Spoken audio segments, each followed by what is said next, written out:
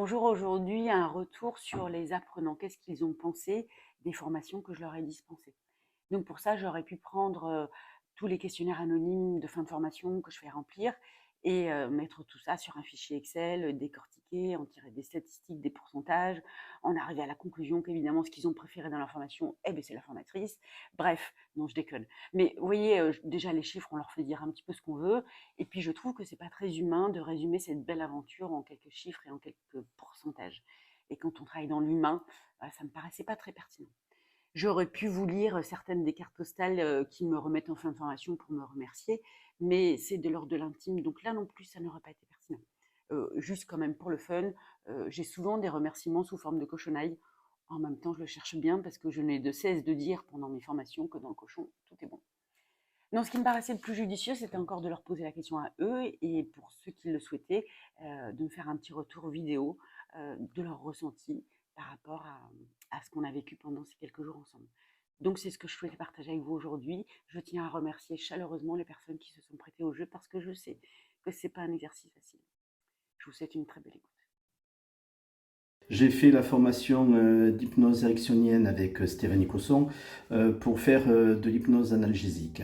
C'est une prof qui est très à l'écoute, très professionnelle et qui est surtout prête à aider ses élèves quand ils sont en difficulté.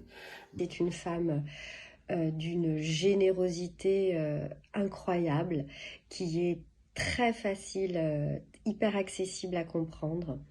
Elle a cette capacité à mêler sérieux et humour, donc dans un savant mélange que j'aime beaucoup. Dans des milieux scientifiques, j'avais besoin de rationalité et Stéphanie a réussi à me rassurer en trouvant les mots et trouvant des réponses aux questions que je me posais. Le plus important, je crois, au final, ça a été son empathie et le respect qu'elle a des autres, de ses élèves et de ses patients. J'ai eu l'occasion de suivre une formation avec Stéphanie Cosson dans le cadre non pas développement personnel, mais d'acquisition de compétences professionnelles. Et j'ai trouvé sa prestation très très professionnelle, elle est passionnée et j'ai adoré son côté prodigue d'outils, que ce soit des podcasts, des livres, des vidéos, des films, des BD. C'est juste, voilà, richissime. Et j'ai eu la chance de croiser Stéphanie en tant que formatrice à plusieurs reprises. Et j'avoue que pour moi, à chaque fois, c'était un réel plaisir.